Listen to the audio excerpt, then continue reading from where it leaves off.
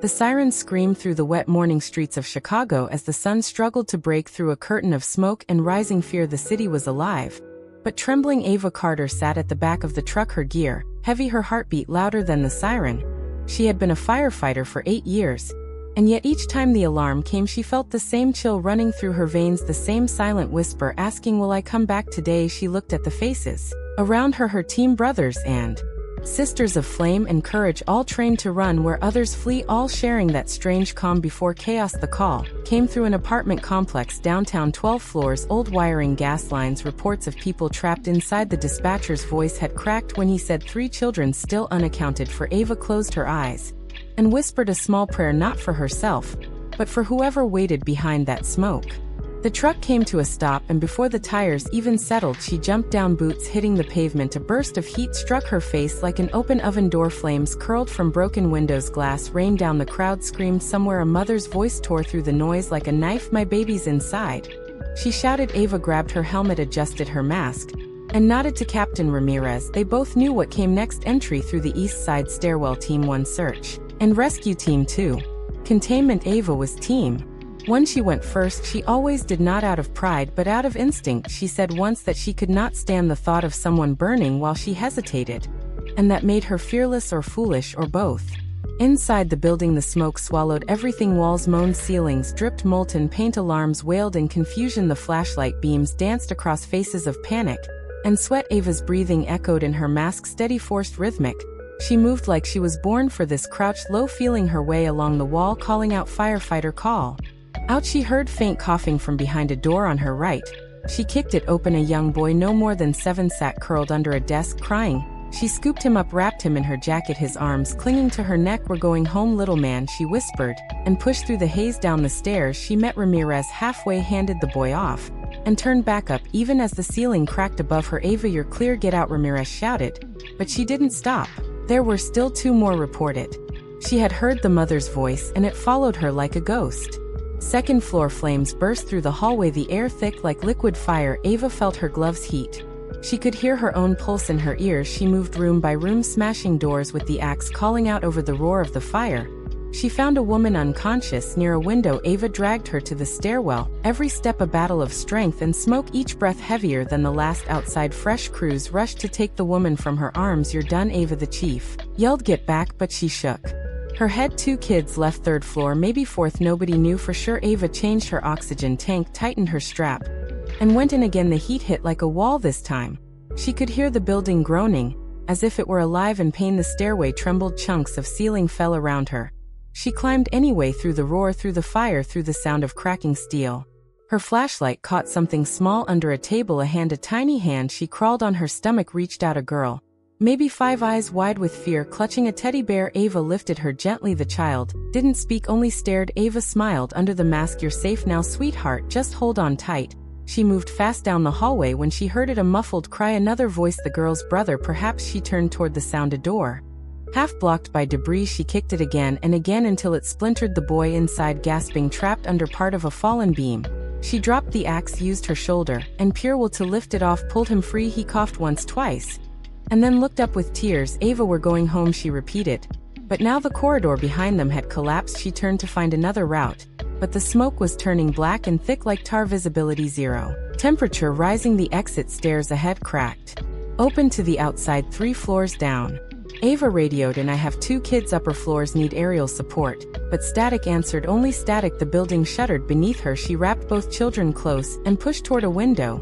She could see faint daylight through it. She smashed the glass with the axe, flames chasing her boots.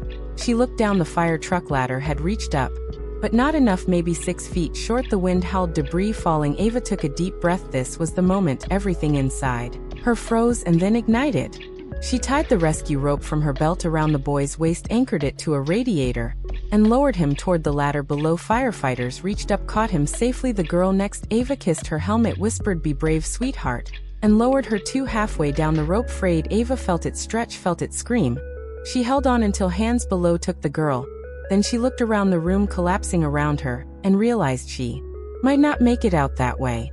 Smoke filled her lungs. She coughed, felt dizziness creeping like poison. She turned back deeper into the corridor. Maybe another stair. Maybe another chance. Her vision blurred, walls twisting, She stumbled into what used to be a living room window's shattered heat shimmered. And in that moment, she saw the photograph on the floor, a family smiling, a firefighter father in uniform, his little daughter beside him. It reminded her of her own father. He had been a firefighter too, died in a firefighter father in uniform, his little daughter beside him. It reminded her of her own father. He had been a firefighter too, died in a warehouse collapse when she was 17. She had sworn then that she would carry his courage forward and never let fear own her. Now his voice came back clear as water inside her mind. Don't stop till they're safe. She picked herself up and ran for the North Stair, the one still holding by a thread of steel. She felt each step sag, but she kept going down, through fire and falling plaster until the door burst open into daylight. Hands grabbed her, pulled her out. The crowd screamed, cheers, sirens, someone shouting, "We got her!" Ava dropped to her knees, coughed the taste of smoke and metal. Her mask hung loose. Someone handed her water. She didn't drink. She looked around. Where are they? The kids, where are they? And then she saw them wrapped in blankets on the curb, breathing, crying, alive. She smiled, eyes wet behind soot and sweat. The mother ran to them, fell to her knees, hugged Ava's boots, saying thank you over and over. Ava shook her head. No need, ma'am, they're safe, that's all that matters. The chief came over, helmet off, face lined with shock. You could have died in there, Ava. She nodded quietly. Almost did, but not today. Hours later, the fire was finally out. Dawn turned the smoke pink and gold. Firefighters sat on the curb, exhausted, silent. Some cried quietly. Ava walked alone toward the still smoking building, her gear scorched, her hair singed. She stared at the blackened windows and thought of all the calls before this one, all the faces she'd carried out of burning homes. Some she could not save, but she never let their memory fade. She whispered to the ruins, you win sometimes, fire, but not today. Behind her, the chief's voice called, Ava, get some rest.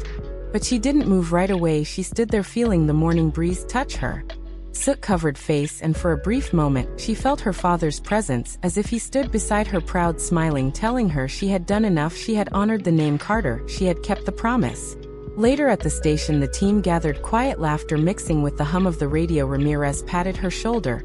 Heard you broke the record again, Ava. She shrugged. Not the kind I want to keep. He smiled and said, we all made it out because of you. She looked at him and said, we all went, and that's what matters. Outside, the city buzzed, unaware of the battle fought within its walls. Somewhere kids slept safely, mothers held their children tighter, because one woman refused to give up. Ava sat on the bench, untying her boots, the scars on her hands catching the light. She didn't see them as marks of pain, but of purpose. She breathed slow, feeling the ache in her chest, the weight of exhaustion. But beneath it, a peace she only found after fire, the peace of knowing she had faced death, looked it in the eye, and kept walking. Night came and the alarm could ring again anytime. It always did, but she would answer it the same way she always had, with heart steady, feet firm, and a mind already running through smoke. She had chosen this life not for glory, but for meaning, to be the line between chaos and safety, to carry light into the dark.